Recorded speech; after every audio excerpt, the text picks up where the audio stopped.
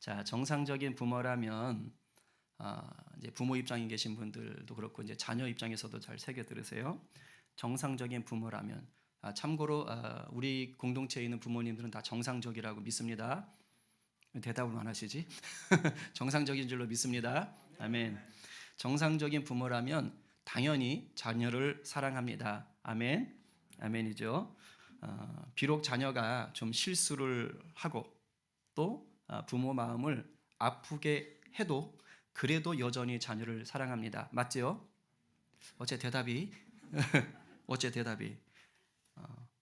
그 자녀를 사랑한다고 해서 그러면 이제 자녀로 인해서 늘 기쁠까요?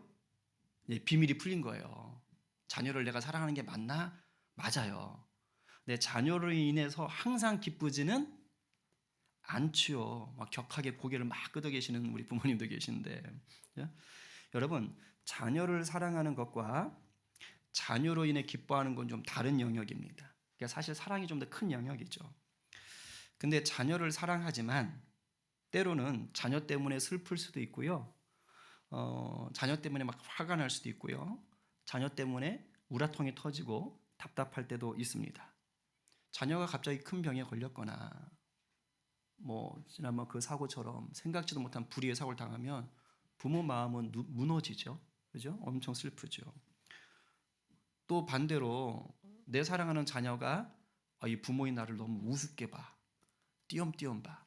요즘 저희 집이 좀 그런 현상이 있는 게 아닌가 이런 생각하는데 그건 아닌 것 같고 그런데 막 그렇게 본다거나 정말 대놓고 무시한다거나 막 부모 앞에서 막 쌍욕을 한다거나 좀 그리고 막 이렇게 범죄 행위를 저지르고 다닌다.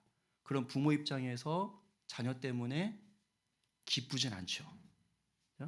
그때는 이제 막 부모도 화나요. 화가 나고 답답하고 엄청 슬프고 그렇죠. 그러면 사랑하는 자녀로 인해서 기쁠 때는 언제입니까? 빨리 그려보세요. 없어요? 기쁠 때가 있어요. 자, 일반적으로 보면 학교 다니는 자녀를 둔 부모다. 그러면 그냥 자녀가 성실하고 또 공부 잘하면 보통 부모들은 다 기뻐합니다. 일반적으로. 그리고 이제 청년을 자녀로 두고 있는 부모다. 그러면 이제 얘가 직장 생활 안정되게 하고 있고 좋은 배우자 얻어서 결혼을 잘했다. 그럼 또 엄청 기뻐하겠죠. 우리 같이 신앙을 가진 부모라면 어떨까요? 자녀가 신앙생활을 잘하면 기쁠 거예요. 근데 거기다가 건강해, 공부까지 잘해, 리더십도 있어, 취직도 잘했어. 근데 결혼까지 잘했어. 그럼 이제 부모는 막 이렇게 입이 찢어지고 기쁘겠죠. 물론 이제 부모들마다 중요하게 여기고 기뻐하는 부분이 조금 다르긴 합니다. 예를 들면 저 같은 경우는 제 자녀가 하원이나 시원이가 공부를 잘하고 못하고는 별 신경 쓰지 않습니다. 그것 때문에 기뻐하진 않아요.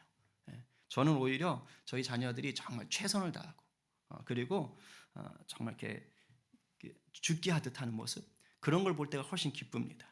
물론 제가 제일 기뻐하는 건 저희 자녀들이 예수님 사랑하는 거예요. 예수님 너무 사랑하고 주님이 주시는 꿈을 찾아가고 그걸 위해 달려가고 이제 그런 걸 보면 기뻐하겠죠. 그러니까 조금씩은 다른 거죠. 조금씩은. 그렇죠? 근데 결국은 공통적인 건 뭐냐?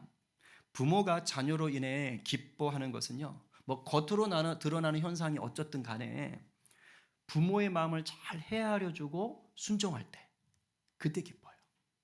부모 마음을 잘 헤아려주고 막 순종하면 기쁘고 이제 부모도 나름 자녀에 대한 기대감이 있잖아요.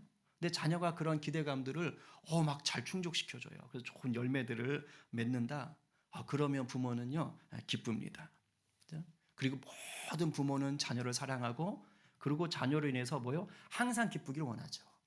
마음은 그래요. 항상 기쁘기를 원합니다. 근데 여러분 교회도 똑같아요. 교회도 똑같다고요. 자, 교회는 우리 눈에 보이는 이런 교회는 사람이 세웁니다.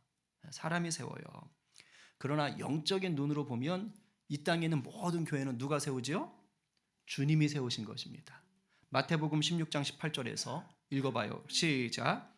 또 내가 내게 이르노니 너는 베드로라. 내가 이 반석 위에 내 교회를 세우리니 음부의 권세가 이기지 못하리라. 주님이 내 교회를 세우신다고 그랬어요. 그러니까 이 땅의 모든 교회는 비록 사람의 손에 의해서 건물이 지어지고 사람들이 이렇게 전도돼서 모아지고 하지만 결국 우리 주님께서 세우시는 거예요. 베드로처럼 예수님을 하나님의 아들로 또 나의 구원자로 고백하는 그런 사람들 위에 우리 주님이 주인 되시는 교회를 세우시는 것입니다. 그래서요, 교회의 주인이 주님이기 때문에 주님은 교회를 엄청 사랑하십니다. 무지무지 사랑하세요. 오죽하면 자기 몸을 드렸겠어요? 그죠? 그러니까 당신이 세운 교회이기 때문에 정말 사랑해요. 건물이 크든 작든 사람이 많든 적든 시골에 있든 도시에 있든 아무 상관없어요. 교회로 모이는 곳곳마다 우리 주님은 굉장히 사랑하십니다. 그러나 잘 들으세요. 그러나 주님이 모든 교회를 사랑한다고 해서 모든 교회가 주님에게 기쁨이 되는 것은 아니에요. 교회들 중에는 주님의 마음을 아프게 하고 슬프게 하는 교회들도 있고요. 심지어 어떤 교회는 주님으로 하여금 진노의 손을 드셔야만 되는 그러한 위험에 처한 교회들도 있을 수 있어요. 자, 그렇다면 성림 공동체라는 이름으로 모여있는 저와 여러분, 우리 교회는 어떤 교회가 되어야 됩니까? 당연히 주님이 기뻐하시는 교회가 되어야 되겠죠. 그렇다면 주님이 기뻐하시는 교회는 어떤 교회냐? 오늘 본문에서 찾을 수 있어요.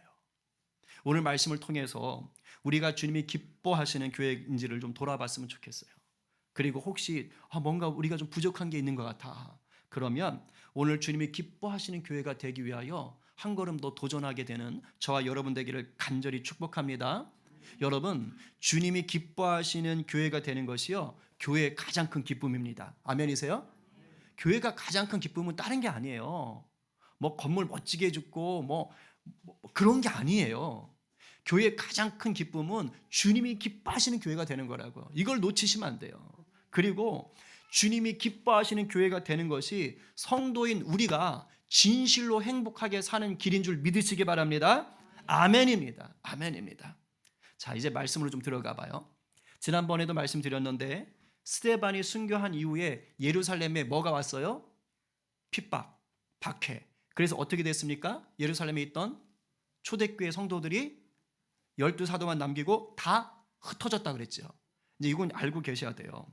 자, 그런데 그렇게 뿔뿔이 흩어져서 이제 이스라엘 바깥으로 나간 성도들이 신앙을 버렸습니까?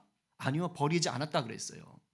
그 피난간 곳곳마다 들어가서 다 뭐 하는 거예요? 거기서도 복음을 전했다 그랬어요. 교회를 세웠습니다.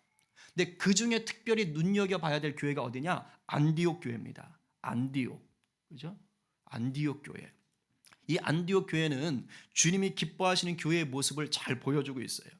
오늘 이 안디옥 교회를 통해서 주님이 기뻐하시는 교회는 어떠해야 되는지를 오늘 제가 본문 속에서 한 3가지 정도만 찾으려고 합니다.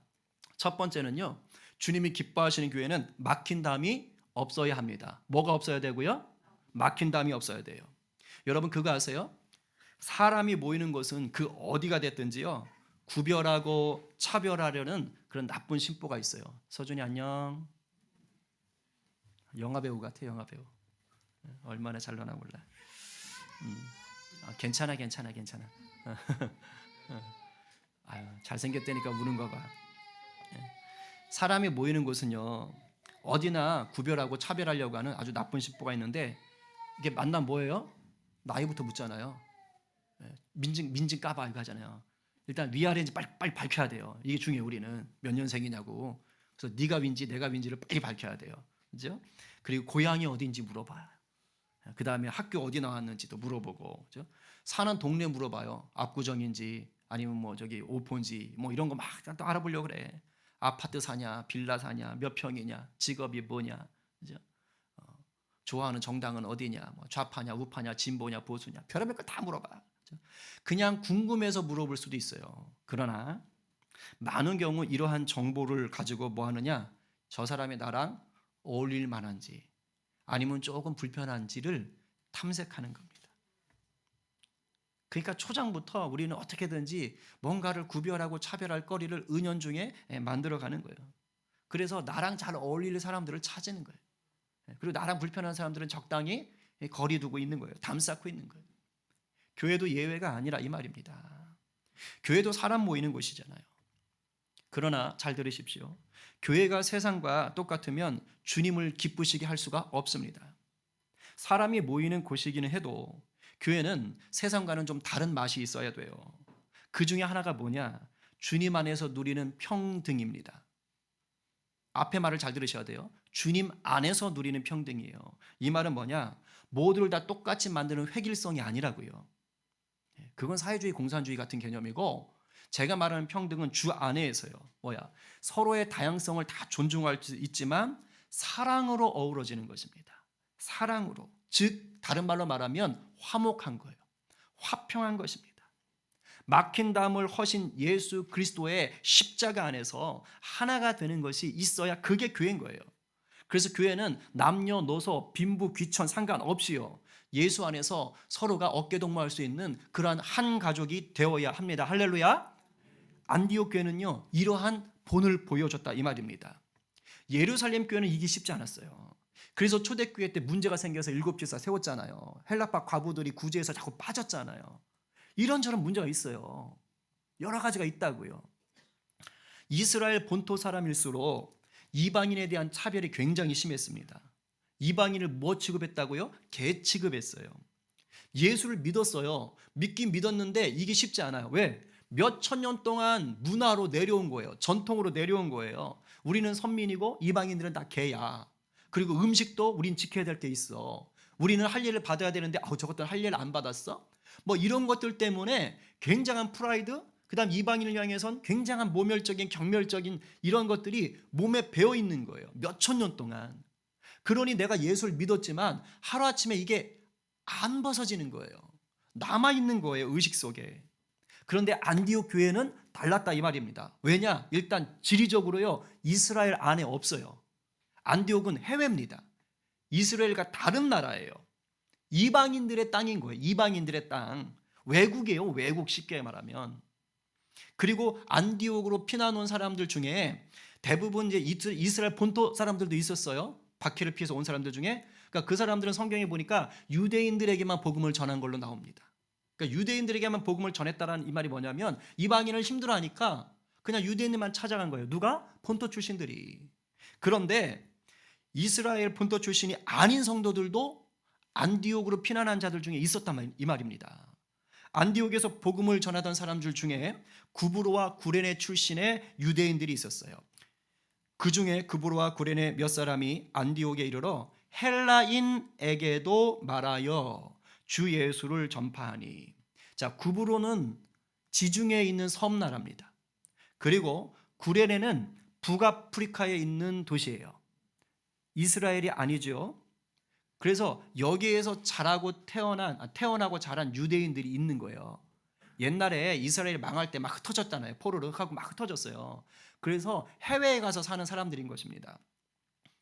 그러니까 여기 해외에서 자라난 유대인들이니까 우리가 이제 유식한 말로 디아스포라 유대인이라고 하죠. 그러니까 이런 사람들은 외국에서 자랐으니까 외국 사람들에 대한 뭐예요? 편견이나 차별 같은 게 상대적으로 적은 거예요. 그 문화가 자연스러워요. 예를 들면 우리나라 재미교포 2세들 중에 부모님이 해외에서 사는 바람에 해외에서 태어나서 자란 사람들이 만약에 50이 돼서 한국에 들어왔다. 그 사람 한국 문화가 편해요? 외국 문화가 편해요? 외국 문화가 당연히 편하죠. 그러니까 마치 이런 것입니다. 그러니까 이 사람들은 헬라인, 즉 이방인들이요 전혀 불편하지 않아요. 왜? 같이 자랐으니까. 같이 먹고 같이 거기서 컸어요. 문화가 그 문화예요. 햄버거 문화고 뭐 스파게티 문화고 그런 것들입니다. 그러니까 이방인 개야 이런 선입견이 상대적으로 없는 거죠. 그러니까 이런 사람들이 예수 믿으니까 이방인들에게 복음 전하는 게 어렵지가 않은 거예요. 그래서 이들을 통해 복음이 들어가고 열매가 맺는 거예요. 그러니까 담을 쌓지 않았던 것입니다. 이렇게 하니까요, 처음에는 유대인들에게만 복음을 전하니까 뭐 이방인 땅에 유대인이 몇 명이나 있겠어요. 그가 몇 명 전도가 안 돼요. 그런데 이제부터 헬라인 이방인들에게도 전도를 막 하기 시작하는 거예요. 천지가 이방인 아닙니까? 그러니까 예수 믿는 자들이 막 늘기 시작한 거예요. 주님이 도우셔서. 그래서 안디옥 교회가요 막 부흥하는 겁니다. 단순히 사람이 많아진 게 아니에요. 서로 다른 배경을 가진 사람들이 주님 안에서 사랑 안에서 어우러졌다라는 것을 가늠하게 하는 증거가 있어요. 그게 바로 13장 1절입니다. 우리 같이 한번 읽어봅니다. 자, 시작. 안디옥 교회에 선지자들과 교사들이 있으니 곧 바나바와 니게르라 하는 시므온과 구레네 사람 루기오와 분봉왕 헤롯의 젖동생 마나인과 및 사울이라. 아마 여러분들이 성경을 읽으면 이 1절은 아무 생각 없이 그냥 지나갈 거예요. 그냥 사람 이름 나오구나. 근데 여기에 굉장한 비밀이 있습니다. 자, 선교사들과 교사들이라는 것은 그 교회 지도자들이에요. 지도자들. 근데 5명의 이름이 지금 언급되고 있죠. 근데 이 사람들이요, 출신 배경이 다양합니다. 자, 바나바는 어디 사람이냐? 유대인은 유대인인데요, 구브로에서 난 레위족 사람이 있으니 이름은 요셉이라. 그러니까 유대인이고 레위 지파이지만 어디예요? 구브로에서 태어났어요. 해외 섬에서 태어난 디아스포라입니다. 그리고 니게르라 하는 시므온, 여기서 니게르라는 말 자체가 니그로 아시죠? 흑인이란 뜻입니다. 흑인이. 그러니까 어디 태생이겠어요? 당연히 이스라엘은 아니죠. 어디예요? 아프리카 태생이라는 것을 알 수가 있습니다. 그리고 구레네 사람 루기오라 그랬잖아요. 요 구레네도 어디냐면 북아프리카에 있는 도시잖아요. 그러니까 그런데 흑인인 것 같진 않아요. 여기서 보면 북아프리카에서 태어난 유대인으로 보는 게 적절할 것 같아요. 그리고 독특한 사람이 누구냐? 분봉왕 헤롯의 젖동생 마나엔이에요. 이 사람이 독특합니다. 젖동생이란 뭐냐면 우리나라도 예전에 이런 게 있었는지 모르겠는데 아기 때부터 함께 자란 친구란 뜻이에요. 젖동생은. 그래서 우리식으로 말하면 뭐 중마고 소꿉친구, 그 다음에 그 남자아이들 거식에서 뭐뭐 친구 이렇게 한 듯이 그런 겁니다. 아는 자는 웃군요. 예. 그래서 이 시대는 당대 왕자가 태어나면, 이스라엘의 왕자가 태어나면 그 왕자랑 같이 놀아줄 만한 친구를요 데려오는 거예요. 바깥에서. 그래서 궁궐에서 같이 키우는 겁니다. 우리 왕자랑 같이 놀아줘. 바로 그게 젖동생인 거예요. 그래서 이 마나에는 뭐예요? 헤롯 대왕의 둘째 아들인 안디바, 헤롯 안디바의 젖동생, 친구로, 아기 때부터 친구로 궁궐 안에서 같이 자랐습니다. 근데 놀랍죠? 헤롯 안디바는 어떤 사람이에요? 세례 요한의 목을 뱉고 하여튼 이상한 결혼을 했고, 그 다음에 예수님이 재판 받으실 때 조롱하면서 빌라도한테 넘긴 사람입니다. 아주 나쁜 사람이겠죠? 그런데 이 사람과 함께 자랐던 이 마나에는 어떻게 됐어요?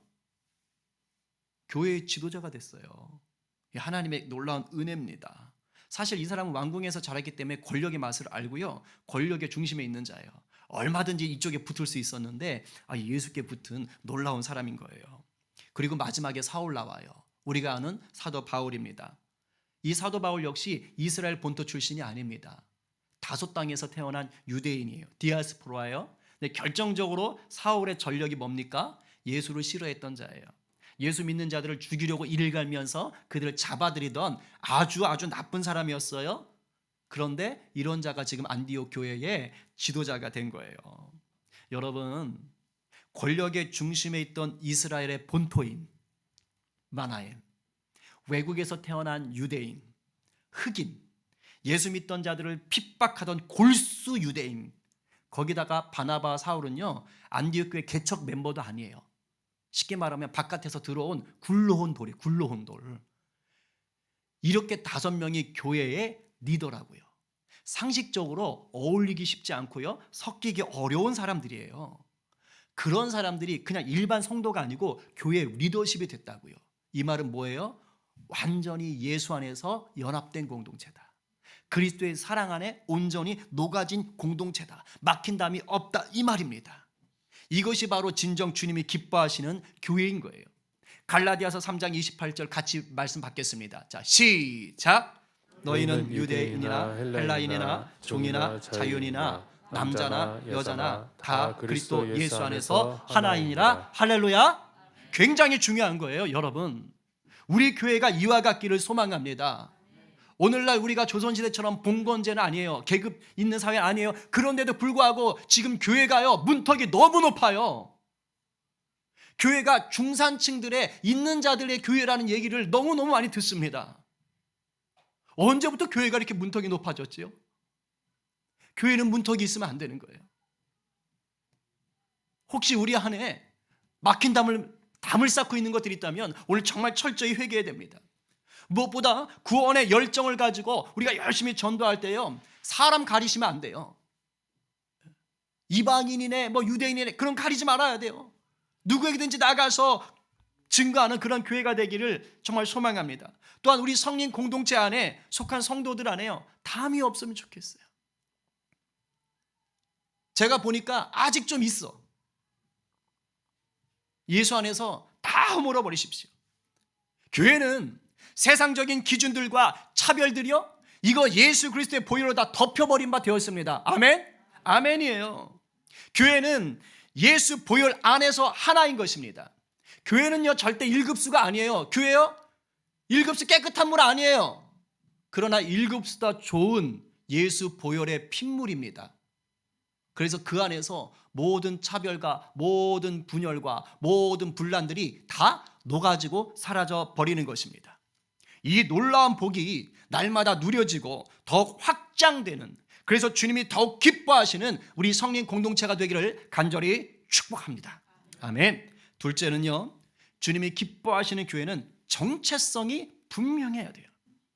처음에 안디옥 교회가 부흥하기 시작하니까요, 이제 개척교회인데 막 사람이 몰려드는 거예요. 그러니까 뭐가 준비된 게 하나도 없어요. 그러니까 예루살렘 교회 중에 교회죠. 첫 교회니까 거기 사도들 있잖아요. 딱 소문을 듣고 야 교회가 부흥한데 그러면 교회를 좀 세워보자 하고 지도자를 파견합니다. 그 지도자가 누구냐? 바나바예요. 아주 훌륭한 선배, 믿음의 선배죠. 앞으로 해도 바나바, 뒤로 해도 바나바. 예, 제가 혼자서 막 이렇게 했는데, 예, 원고에는 없는데 아내가 하지마 그랬는데, 네. 어쨌든 바나바, 예, 좋아요, 그죠? 근데 바나바를 지도자로 파송했어요. 근데 이 사람이 착한 사람인데다가 믿음과 성령이 충만해요. 그래가지고 사람들이 더 모이기 시작하는 거야. 좋은 리더가 맞다고. 그러니까 너무 많아지니까 이제 바나바가 혼자서 감당이 안 돼요. 그래서 동역자를 찾아야겠어 하고서는요 5가지 가서 거기에서 전도하고 있는 사도 사울을 또 데려옵니다. 그 자기 파트너십 리더로 같이 서서 1년 동안을 열심히 가르치는 거예요. 사울이 뭐가 강해요? 잘 가르치잖아요. 똑똑하잖아요. 천재잖아요. 그죠? 교리의 천재 아닙니까? 사도 바울이 또 막 뜨끈뜨끈 하잖아요, 지금. 그러니까 가르치는 데는 정말 고수예요.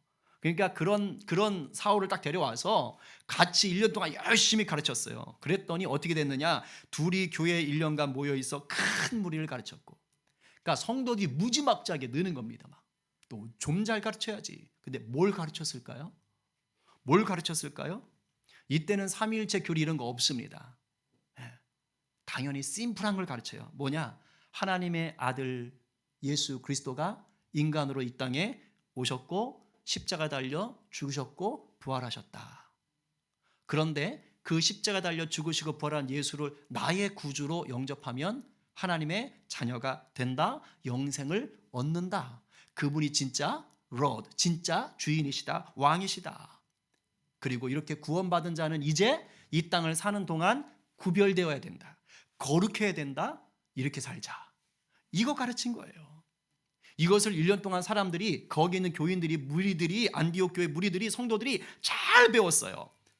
어떻게 했을까요? 이제 배운 대로 사는 거예요. 배운 대로 사는 거예요.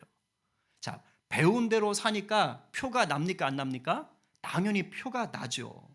예수 믿기 전의 삶과 예수의 복음을 믿고 배우고 난 이후의 삶이 달라져 버렸거든요. 달라졌어요. 그러니까 안디옥이 당대의 로마 그리스 문화권 속에서요 3번째로 큰 도시였어요. 3번째로 엄청 큰 도시라고요. 그러니까 사람이 많았을 거 아니에요? 근데 그 안디옥 사람들이 보니까 요즘 들어서 좀 이상한 사람들이 보이네. 이런 얘기가 막 들리는 거예요. 보니까 여기저기서 예수는 그리스도, 예수는 나의 주, 예수 믿으세요 막 이러면서 다니는 사람들이 막 보이는 거예요. 눈에 막 띄는 거예요. 근데 그 사람들이 예전에는 자기랑 같이 안디옥에 있는 여러 우상들의 신전에 가서 같이 막 절하던 그 사람이거든요. 근데 요즘 거기서 안 보인다 했는데 저쪽에서 예수는 그리스도, 예수는 왕 막 이러고 다니는 거죠. 이상하다. 쟤 뭐예요 저게? 막 이러고 있는 거예요. 그리고 이 당시에 신전은요 음란했어요.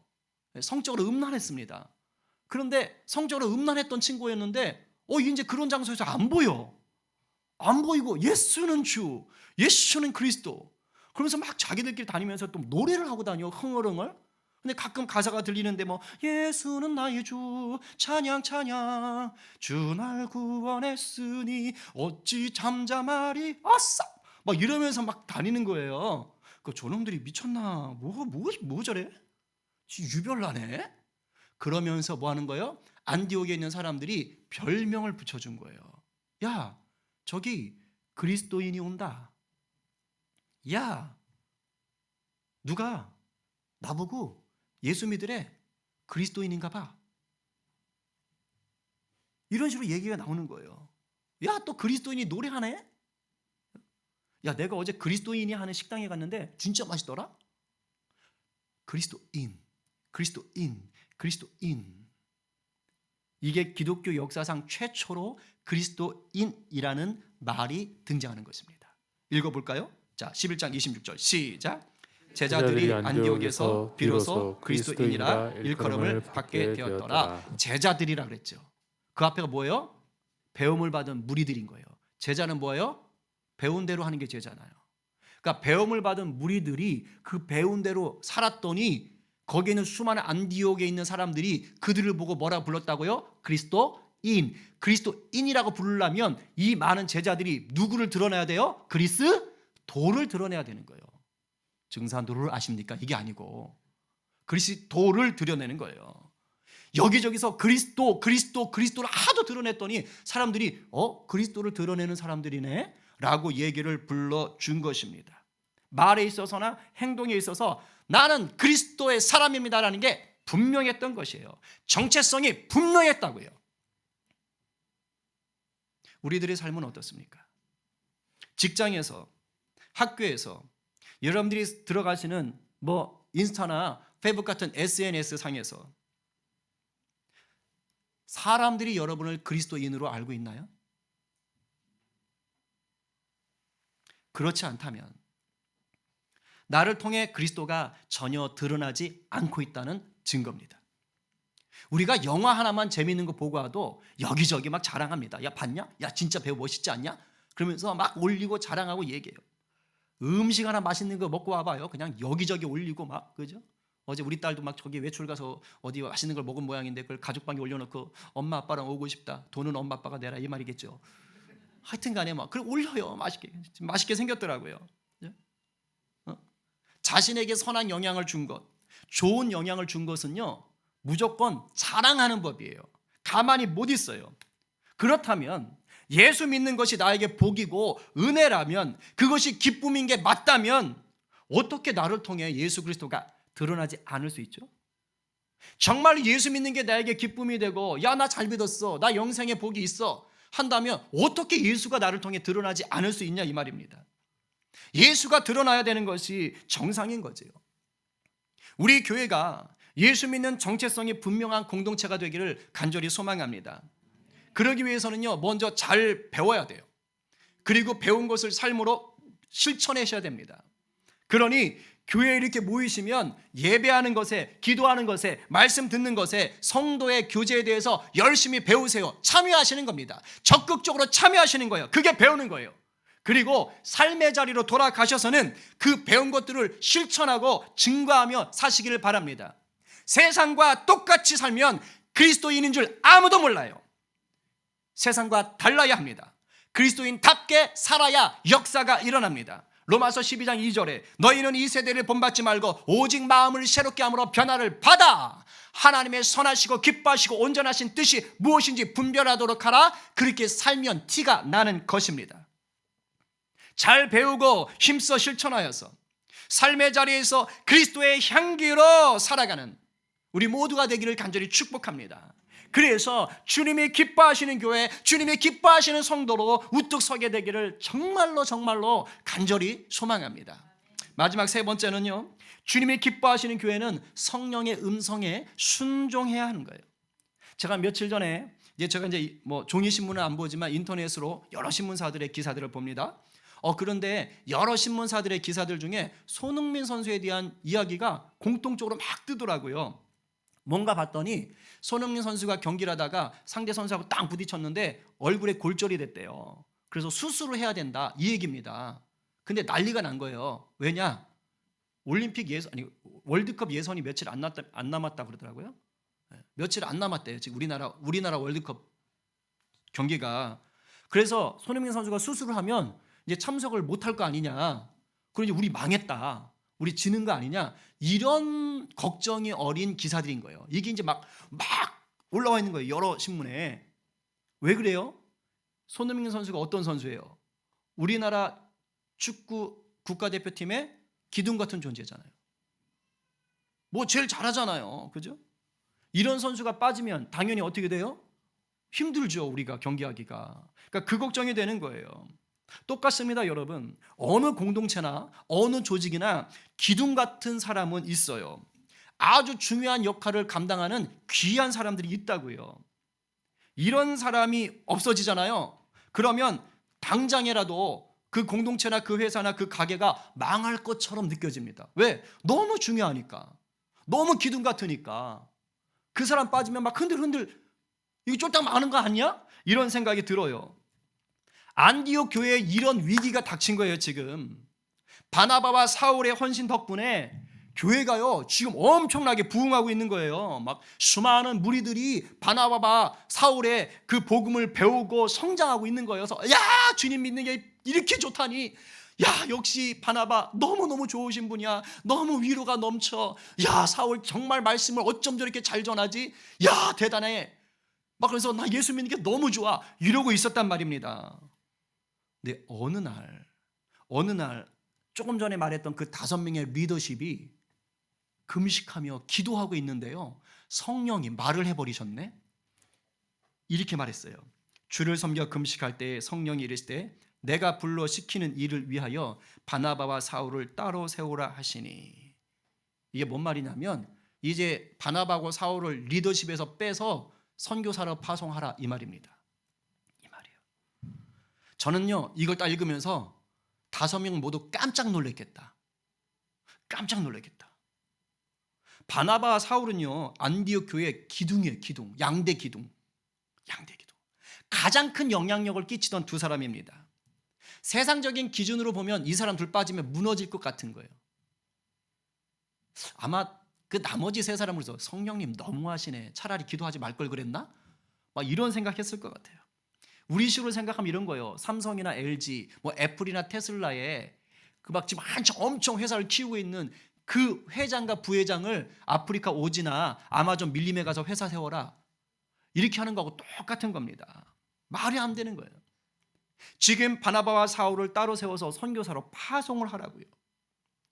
세상적인 생각은요 정말로 너무 아쉽고 순종하기 힘든 상황이에요. 근데 성령은 가끔씩 이렇게 훅 치고 들어오세요. 보시는 거예요. 어떻게 했을까요? 3절 다 함께 시작.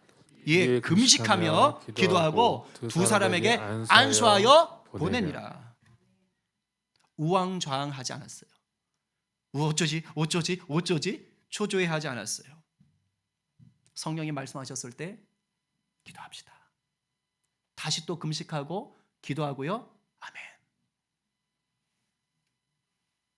성령의 음성에 순종하여 바울과 바나바와 사울에게 안수한 후에 선교사로 파송합니다. 여러분, 이렇게 해서 사도행전의 놀라운 역사가 펼쳐져요. 바울 일행의 1차 전도 여행이 이제 시작되는 거예요. 그리고 이방인에게 복음을 전했던 이 바울 일행으로 말미암아 지금 저와 여러분이 이 자리에서 예배 드리고 있는 것입니다. 할렐루야. 그때 그 5명이 성령의 음성에 순종했을 때 오늘 이 열매가 맺힌 거예요. 오늘까지 2000년 역사 동안 끊임없이 복음의 행진이 이루어진 겁니다. 성령의 음성에 온전히 순종하는 교회, 이것이 바로 주님이 기뻐하시는 교회의 참 모습입니다. 성령의 음성에 순종할 때 하나님의 일을 성취하는 것입니다. 성령의 음성을 따르지 않는 수고는 제 아무리 수고해도 사람의 일로 끝납니다. 그렇기에 교회는 무엇보다 성령의 음성을 듣기 위해 겸손의 시간을 확보해야 돼요. 뭐예요? 기도하라고요. 기도의 불이 꺼지면 안 돼요.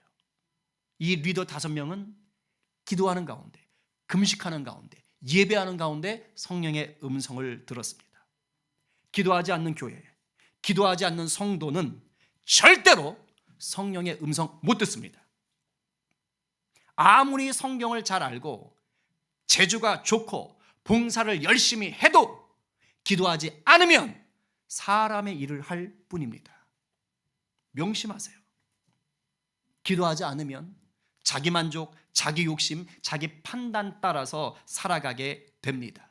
그냥 자기 삶을 돌아보세요. 내가 기도함 없이, 성령의 감동 없이, 성령의 두드림 없이 그냥 일했을 때 어땠는지 한번 보시라고요. 우리가 이제 교회적으로는 한 해를 마무리하며 새해를 준비해야 되는 때예요. 저는 우리 교회가 사람의 일을 하는 교회가 되지 않기를 바랍니다. 간절히 기도하며 겸손히 주님의 뜻을 구하는 교회가 되기를 소망합니다. 성령의 음성을 들을 줄 아는 교회, 그 음성에 기꺼이 순종하는 교회가 되기를 소망하는 거예요. 목사 혼자 기도해서 안 됩니다. 교회가 함께 기도해야 합니다. 요즘 제가 개인적으로 참 감사한 건 정말 고진철 집사님 둘이서만 코로나 기간 내내 화목 임재기도에 버텼거든요. 근데 요즘 좀 나오시는 분들이 더 늘었어요. 막 지난번에는 막 천 집사님, 막 윤경이, 용준이 전 기겁했다니까요. 갑자기 천국인 줄 알고. 근데 이렇게 막 오시니까 막 좋아요. 요즘 막 화목 임재기도 때 막 개구리 울음소리가 막 커요. 개굴개굴개굴 하면서 막 저는 막 집에 들어갈 때 막 힘이 나는 거예요. 막 너무 좋아, 너무 좋아, 너무 좋아.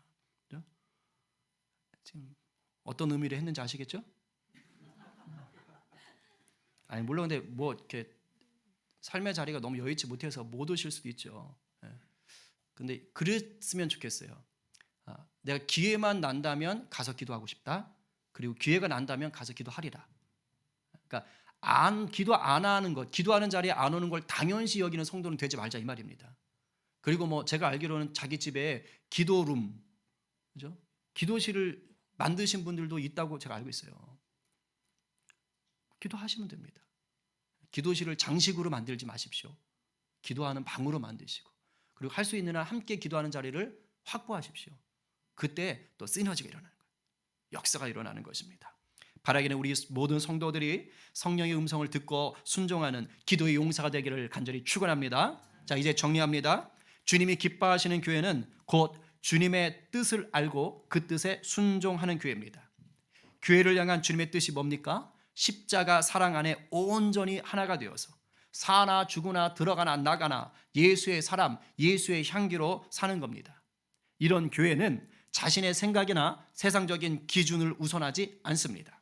반드시 말씀을 붙잡고 기도하며 성령님의 뜻을 구합니다. 그리고 순종합니다. 오늘 누가 주님이 기뻐하시는 교회를 세우는 그리스도의 몸이 되시겠습니까? 이 말씀 앞에 아멘입니다 주님 화답하며 삶으로 도전하는 또 저와 여러분 되기를 간절히 축원합니다.